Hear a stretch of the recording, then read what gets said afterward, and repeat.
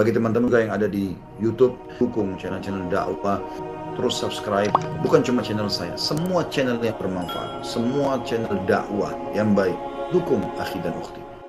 Di antara hal-hal yang dilakukan oleh sebagian kaum muslimin zaman sekarang misalnya adalah memelihara anjing ya, memelihara anjing ya.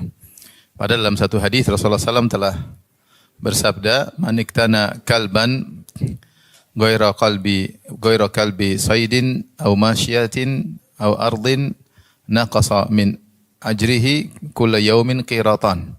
Siapa yang melihara anjing selain anjing berburu atau anjing penjaga hewan ternak atau anjing penjaga kebun, maka akan berkurang darinya pahala setiap hari 2 qirat. Dalam sebagian riwayat 1 qirat, dalam riwayat yang lain 2 qirat ya. Qirat yaitu jumlah tertentu dari pahala ya. Sebagian ada yang mengatakan dalam satu riwayat ketika Rasulullah SAW menjelaskan tentang pahala solat janazah, siapa yang solat janazah maka dia sampai habis solat janazah dia mendapatkan pahala 1 qirat, dan kalau dia nyolatkan sampai menguburkannya maka mendapatkan pahala 2 qirat. Maka dijelaskan 1 qirat seperti gunung Uhud, seperti gunung Uhud. Ini sebaliknya, siapa yang memelihara anjing bukan anjing-anjing yang diizinkan untuk dipelihara, maka setiap hari pahalanya berkurang. Pahalanya berkurang. 1 qirat dalam riwayat 2 qirat. Ya, kalau seandainya 1 qirat sebesar gunung Uhud, berarti setiap hari berkurang pahala seberat 2 gunung Uhud. Oleh karena sebagian ulama menganggap memelihara anjing tanpa ada keperluan, anjing yang tidak diizinkan oleh syariat, ada yang mengatakan dosa besar karena ada ancaman khusus dikurangi pahala setiap hari. Allah alam bisawab, intinya ini adalah suatu dosa ya yang dilakukan oleh sebagian kaum muslimin yang sekarang menjadi trendy memelihara anjing. Kita tahu bahwasanya memelihara anjing ya sampai dibawa dalam rumah, kemudian tidur bersama anjing, bermain-main dengan anjing, kebiasaan orang-orang non muslim ya sampai sekarang ya. Dan itu fenomena kita lihat sendiri ketika kita ke Eropa, kita dapati banyak sekali orang kemana-mana bawa anjing. Bahkan kita lihat begitu banyak orang tua yang bawa anjing. Beda dengan kalau kaum muslimin, kita lihat di Eropa kebanyakan mereka berjalan sama anaknya atau sama cucunya. Sementara non muslim biasanya tidak sama anak dan cucu, tapi dengan apa? Dengan anjing. Bahkan ada yang sampai menghibahkan hartanya kepada anjing ya, karena anjing lebih dia percaya daripada manusia ya. Kita umat Islam tidak demikian ya, karena ada aturan yang melarang. Tidak boleh memelihara anjing kalau tidak perlu. Kalau tidak perlu. Maka sebenarnya Allah mengatakan kenapa bisa berkurang pahalanya setiap hari 1 qirat atau 2 qirat. Ada 3 sebab ya, ini berkurangnya pahala. Ada beberapa sebab. Ada yang mengatakan karena malaikat tidak masuk ke rumah tersebut ya. Dalam hadis kata Rasulullah sallallahu alaihi wasallam, "La tadkhulul malaikatu baitan fihi kalbun wala surah." Malaikat tidak akan masuk dalam rumah yang di situ ada anjing atau ada patung atau gambar ya. Dan disebutkan malaikat rahmat ya. Tentunya malaikat tersebut mendatangkan rahmat, mendatangkan ini. Ada yang mengatakan ini menyebabkan pahala berkurang setiap hari ya. Ada yang mengatakan bahwasanya sebab pahala berkurang yang kedua karena anjing terkadang sering mengganggu orang lain ya, terkadang mengganggu orang lain. Ini di antara sebab-sebab yang disebut oleh para ulama, karena banyak anjing yang taruh di rumah yang tanpa keperluan, kalau ada yang lewat digonggong sehingga memberi rasa takut. Rasulullah SAW berkata, "La yurawi'u muslimun musliman." Ya, tidak boleh seorang muslim beri takut kepada muslim yang lain. Dan orang kalau lihat anjing tentu rasa takut luar biasa, apalagi dia menggonggong, apalagi anjingnya gede. Anjing kecil aja kadang menakutkan, apalagi anjing apa? Anjing gede ya, mengerikan ya. Dan memberi rasa takut tidak boleh. Rasulullah SAW tidak mengatakan la ya'khudanna ahadukum mata akhihi jaddan au mazihan ya, atau kama qala Nabi sallallahu alaihi wasallam. Kata Rasulullah SAW tidak boleh seorang mengambil barang temannya serius atau bercanda, tidak boleh. Misalnya ada teman kita tidur, kita ambil HP-nya, dia bangun dia cari-cari HP-nya. Ini enggak boleh. Dia gelisah, mana HP saya ini? Kita ketawa-ketawa, di prank ya. Ini tidak boleh meskipun bercanda, karena membuat dia gelisah, buat dia tidak tenang. Apalagi kemudian ada makhluk seperti anjing yang mengerikan menggonggong. Ya, orang takut lewat di situ, padahal tidak ada keperluan mendesak. Ada yang mengatakan ya begitu aturannya. Meskipun anjingnya tidak menggonggong, tetap saja pahala berkurang setiap apa? Hari. Dan ini adalah kerugian besar.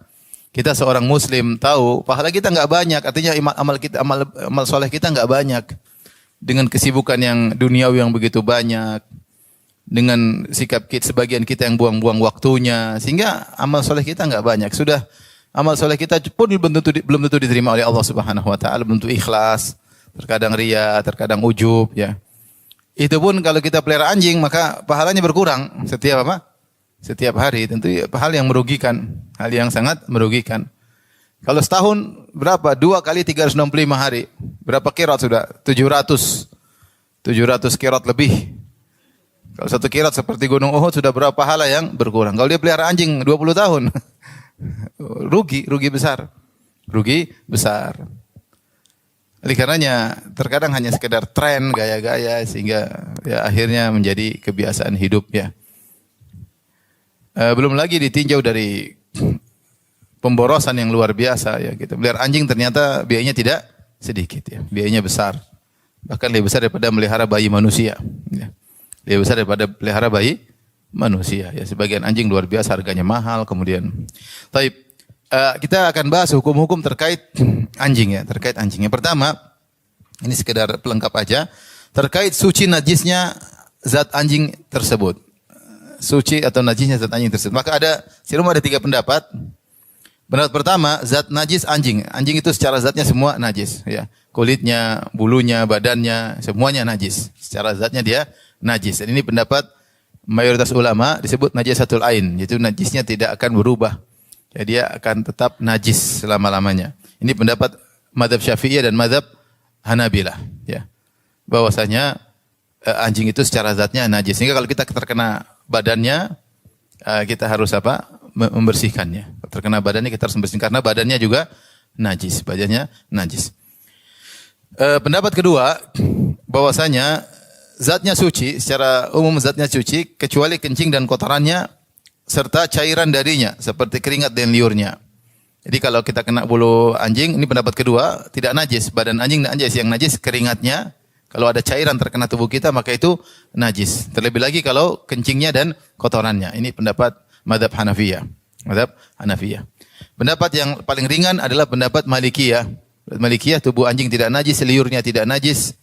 Yang najis cuma kotorannya. Adapun zatnya tidak najis. Yang lebih hati-hati adalah pendapat mayoritas ulama.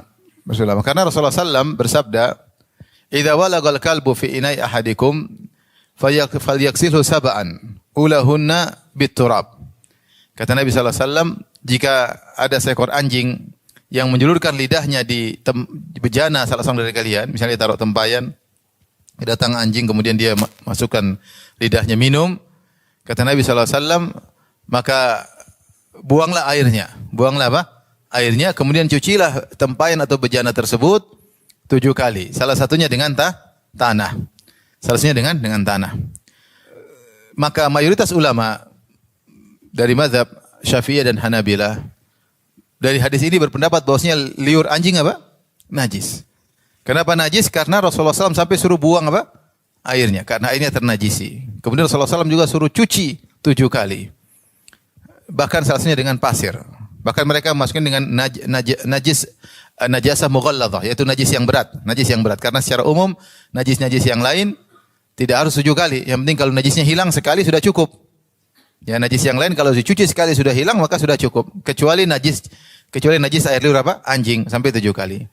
Mazhab Malikiyah mengatakan tidak. Rasulullah SAW suruh mencuci bejana itu bukan karena najis tapi karena ada illah ta'abbudiyah, sekedar kita beribadah kepada Allah tanpa tahu sebabnya, sebabnya. Sehingga mereka mengatakan Rasulullah menyuruh membuang air di bejana yang telah dijilatin oleh anjing dan suruh mencucinya bukan karena najis. Jadi menurut mazhab Malikiyah mereka mengatakan anjing tidak najis termasuk air liurnya tidak najis. Mereka menyebutkan dalil mereka ya. Banyak dalil mereka, di antaranya mereka mengatakan bahwasanya adapun hadis Rasulullah SAW menyuruh untuk membuang air yang diminum oleh anjing, kemudian dicuci bejananya. Kata mereka itu bukan karena najis, tapi ada suatu hal yang kita tidak tahu. Itu suatu hal yang kita tidak tahu, kita hanya beribadah kepada Allah dengan mencucinya dan membuang airnya. Sebabnya ta'abudiyah. Ta'abudiyah maksudnya kita enggak tahu, sekedar disuruh beribadah. Ini penilaian Malikiyah. Lebih lagi mereka mengatakan bahwasanya suci bukan berarti harus najis, seperti Rasulullah SAW mengatakan as-siwak mardhatun lirabb matharatun lil fam, bahwasanya siwak itu mendatangkan keridhaan Allah dan membersihkan apa? Mulut. Padahal pakai siwak bukan untuk menghilangkan najis, tapi Rasulullah menggunakan kata matharah, membersihkan.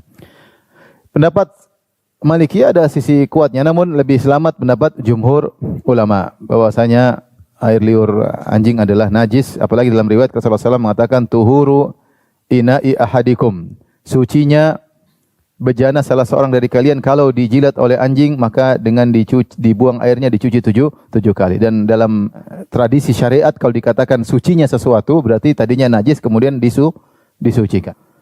Oleh karenanya pendapat yang lebih hati-hati bahwasanya air liur anjing itu apa? Najis ya. Ini masalah khilafiyah. Masalah khilafiyah, tapi sepakat bahwasanya kencingnya kemudian kotorannya najis. Terlebih lagi ketika menguatkan hal ini ketika ada kucing yang datang kemudian minum dari bejana di rumah seseorang, maka ditanyalah kepada Nabi, apakah sisa jilatan kucing tersebut najis? Maka Nabi SAW mengatakan tidak najis ya. Ya, kata Nabi SAW, innaha minat tawafina alaikum awi tawafat. Sungguhnya kucing itu termasuk hewan-hewan yang sering berkeliaran di rumah-rumah kalian. Sering tawaf, maksudnya sering berkeliaran. Sehingga air minumnya sisa air minumnya tidak apa? Tidak najis. Ini terkait kucing ya. Ya, seandainya kucing tersebut di mafhum mukhalafahnya, seandainya kucing tersebut ternyata bukan dari hewan yang sering apa? Berkeliaran, mungkin Rasulullah hukumi dengan apa? Najis ya. Maka kucing sisa minumnya tidak dikatakan najis karena dia diberi rukhsah keringanan karena dia hewan yang sering apa? Berkeliaran. Nah, anjing tidak demikian. Anjing tidak demikian. Bahkan Nabi suruh kalau dia menjilat bejana disuruh dicuci bahkan tujuh kali. Maka pendapat yang lebih hati-hati bahwasanya anjing adalah najis, air liurnya juga apa? Najis sebagaimana kotorannya, kencingnya dan kotorannya adalah najis ya. Ini terkait dengan zat anjing tersebut. Makanya kalau bertanya, Ustaz kalau kita tersentuh badan anjing bagaimana? Ini tergantung pendapat mana ya. Pendapat mana. Tapi yang jelas kalau kita bicara kotorannya, air kencingnya, air liurnya maka itu najis. Tapi kalau badannya mungkin ada khilaf seperti mazhab Hanafi yang mengatakan tidak najis ya. Taib, itu terkait dengan zat anjing tersebut ya. Bagaimana dengan memelihara anjing? Maka memelihara anjing ijma ulama, tidak ada khilaf bahwasanya anjing tidak boleh dipelihara, tidak boleh disimpan, tidak boleh dipelihara kecuali 3 anjing yang diizinkan. Berdasarkan hadis yang saya sebutkan tadi. Maniktana kalban, siapa yang melihara anjing atau menyimpan anjing ya kecuali 3 ya. Anjing berburu, terus anjing apa? Penjaga penjaga hewan ternak, dan yang ketiga penjaga kebun ya, ardin ya. Maka akan berkurang setiap hari darinya pahala sebesar 1 qirat atau 2 qirat. Jadi yang diperbolehkan 3. Yang pertama kalbu saidin, ini anjing pemburu. Anjing muallam diajarin, kemudian dia berburu, seorang melepas mengatakan bismillah, maka anjing itu kalau berburu hasilnya halal, hasil buruannya halal. Kalau anjingnya tidak diajarin maka hasilnya haram. Kenapa? Karena ketika dia berburu bisa jadi untuk dirinya, bukan untuk tuannya. Tapi kalau sudah diajar, kita lepas, kita bilang bismillah, maka kita tahu dia berburu untuk kita. Dia berburu untuk apa? Kita, maka hukumnya halal.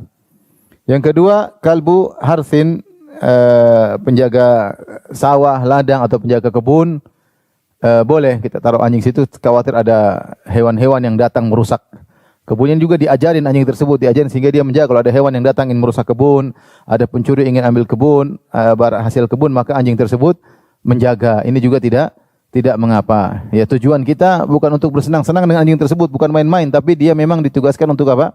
Menjaga kebun tersebut. Sama hewan ternak, kalbu masya, dia menjaga hewan ternak. Bisa jadi seorang istirahat, kemudian dia biarkan anjingnya bersama hewan ternak tersebut untuk menjaga. Kalau ada yang ingin mencuri hewan ternak, maka anjing tersebut menjaga. Ini anjing-anjing yang diperbolehkan untuk dipelihara karena ada keperluan. Sehingga kata para ulama, anjing-anjing ini pun kalau ternyata dibawa ke rumah, tidak mengurangi pahala, kalau kebetulan memang harus dibawa ke rumah karena dia adalah anjing-anjing yang diizinkan. Baik, selain itu anjing-anjing yang juga punya manfaat, apakah boleh diizinkan untuk dipelihara? Maka khilaf di kalangan para ulama. Sebagian ulama mengatakan hanya dibolehkan 3 ini. Selain itu tidak boleh. Dan sebagian ulama mengatakan boleh dengan kias. Dengan apa? Kias, analogi. Karena dilihat dari 3 model anjing tersebut adalah anjing-anjing yang bermanfaat. Ya, dan syariat tidak melarang kalau anjing tersebut punya manfaat. Seperti anjing pemburu punya manfaat. Anjing penjaga hewan ternak punya manfaat. Anjing penjaga kebun juga punya manfaat. Kalau begitu, anjing-anjing lain juga bermanfaat diperbolehkan. Seperti anjing pelacak. Mereka mengatakan boleh. Ada yang mengatakan boleh ya. Seperti anjing apa yang bisa cium apa? Narkoba. Ya, maka ini juga tidak mengapa karena ada manfaatnya. Seperti di antara mereka para ulama mengatakan anjing yang membantu orang buta. Ada orang buta enggak ada yang menuntunnya. Enggak ada yang menuntunnya, maka diajarlah seekor anjing untuk menuntunnya ke masjid misalnya. Maka dia jalan dengan anjing tersebut, ini anjing bermanfaat, maka juga diizinkan, ya. Kemudian khilaf tentang anjing penjaga rumah. Anjing penjaga rumah, ya. Sebenarnya mengatakan tidak boleh, sebenarnya mengatakan tidak karena tidak urgen menjaga rumah. Wallahu alam, kalau memang rumah tersebut di daerah rawan, ya, kemudian memang dikhawatirkan ada pencurian, maka pendapat yang lebih kuat tidak mengapa ditaruh anjing di situ untuk menjaga rumah tersebut. Bukan untuk main-main dalam rumah ya, tapi dia memang ditaruh di situ untuk menjaga apa? Rumah. Kalau memang rumah tersebut rawan ada pencurian, ya, rawan ada pencurian. Ini pendapat dipilih oleh Nawawi rahimahullah taala dalam syarah Sahih Muslim. Dan juga dikuatkan oleh Syekh Ibn Utsaimin rahimahullahu ta'ala ya. Adapun setiap rumah taruh anjing, rumah juga orang mau curi juga malas ya. Maksudnya rumah tidak mewah-mewah banget ya.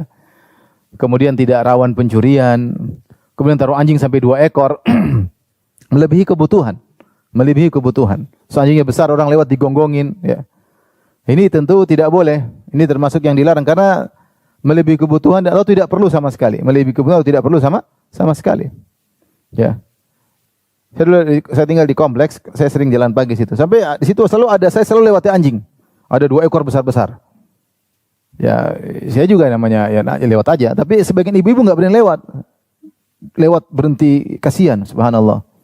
Ini orang zalim, apalagi anjing tersebut menggigit. Ini tahu dalam hukum Islam kalau kalbun akur ya anjing yang suka mengganggu boleh dibunuh, dibunuh. Enggak ada apa-apa gigit orang ini boleh dibunuh. Sampai kejadian kemarin juga sempat di dekat sekitar kompleks juga ada pembantu yang dibunuh oleh anjing. Ya, kejadian di Jakarta Timur ya. Masuk di berita ya. Jadi anjingnya mungkin enggak dikasih makan atau apa, pembantunya dimakan karena melihara anjing butuh uang yang banyak. Mungkin anjingnya terlalu besar sementara pembantunya mungkin belum sempat kasih makan, pembantunya yang dimakan. Demikian juga pernah kejadian anjing makan bayi tuan rumahnya. Namanya binatang buas ya, kalau tidak dikontrol ya. Maka maksud saya kalau tidak begitu perlu maka tidak boleh ya. Apalagi anjing sedang taruh di rumah untuk main-main sama anak-anak, ini jelas tidak boleh. Tidak boleh karena dilarang oleh dalam syariat Islam ya. Tapi ditinjau lagi ada beberapa perkara yang saya sebutkan sini. Ya. Harga mahal. Anjing tersebut harganya apa? Mahal. Di sini juga khilaf di kalangan para ulama tentang hukum jual beli anjing ya. Jual beli anjing. Ada 2 pendapat sini lihat, jual beli anjing. Pertama, tidak boleh jual beli anjing. Ini pendapat mayoritas ulama. Syafi'iyah, Malikiyah dan Hanabilah. Ya, Malikiyah saja yang mengatakan anjing itu suci secara zatnya, dia juga memang tidak boleh jual beli anjing. Karena dalam hadis Rasulullah SAW mengatakan hasil jual beli anjing adalah khabith ya. Samanul kalbi khabith. Hasil jual beli anjing adalah hasil yang buruk ya. Sehingga tidak boleh membeli atau menjual anjing. Terus gimana kalau kita punya anjing ya? Mungkin hadiah, mungkin dapat anjing di mana kita latih sehingga menjadi anjing penjaga ya. Adapun jual beli anjing tidak boleh sama sekali, ini pendapat mayoritas ulama. Sebagian ulama pendapat Hanafiyah mengatakan boleh selama anjing tersebutlah anjing yang dibutuhkan. Misalnya anjing untuk jaga kebun atau jaga hewan ternak atau anjing untuk berburu, maka boleh jual beli. Selama manfaatnya boleh dimanfaatkan, maka kita boleh membeli anjing tersebut. Ini pendapat mungkin lebih kuat. Jika anjing-anjing tersebut ada manfaatnya, maka boleh jual belikan, wallahu alam bisawab ya. Tetapi anjing itu harganya apa, mahal. Kebanyakan orang mungkin beli anjing bukan untuk keperluan tadi, tapi untuk senang-senang, untuk main-main di rumah, jadi hewan peliharaan seperti kucing. Seperti kucing ya. Maka harganya mahal, Anjing harganya mahal. Padahal anjing bagus. Anjing apa? Anjing bule. Anjing import, anjing Persia. Ya kucing aja harganya macam-macam ya. Ya, kalau anjing kampung murah kali ya. Tapi kalau anjing import ya, anjing blasteran ya jadi mahal ya. Biaya hidupnya juga sebulan bisa sampai juta-juta ya. Ya, apalagi kalau anjingnya besar ya, makanannya perlu ini latihan tiap pagi harus dikeluarin biar enggak stres macam-macam. Sehingga orang disibukkan dengan anjing yang tidak kebutuhan yang tidak perlu. Ya. Kemudian ya biaya maintenance juga mahal. Saya bilang tadi kadang lebih mahal daripada melihara seorang manusia. Ya. Kadang tidur bersama anjing, dijilat-jilat sama anjing ya. Belum kalau ada pipis-pipisnya dan macam-macam ya. Terlebih lagi jika anjing tersebut ternyata mengganggu orang, menakut-nakuti orang. Jalan dia ngelihat orang, dia gonggong. Orang tidak semua berani dengan apa? Anjing. Ya. Lihat anjing ketakutan, mungkin trauma, mungkin apa sehingga takut ya. Sehingga tidak boleh kita menakut-nakuti orang lain. Menakuti orang lain adalah dosa. Dari sini maka perlu diingat kebiasaan tren yang tersebar di sebagian kaum muslimin melihara anjing adalah kebiasaan yang haram ya. Jangan dilakukan.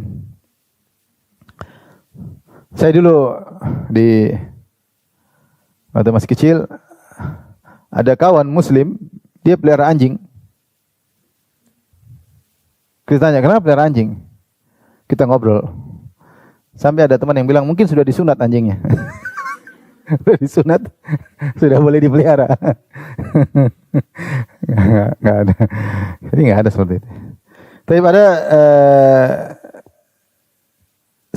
sebagian orang berusaha mengatakan anjing itu boleh dipelihara. Mereka berdalil dengan kisah Ashabul Kahfi. Ashabul Kahfi dalam surat Al-Kahfi, ashab maksudnya kisah remaja, para remaja yang bersembunyi di goa. Al-Kahf maksudnya goa ya. Ya. Allah sebutkan ya mereka adalah 3 orang, yang keempat anjingnya, 4 orang, yang kelima adalah anjingnya, 7 orang, yang ke-8 anjingnya. Allah sebutkan ya saminuhum kalbuhum ya.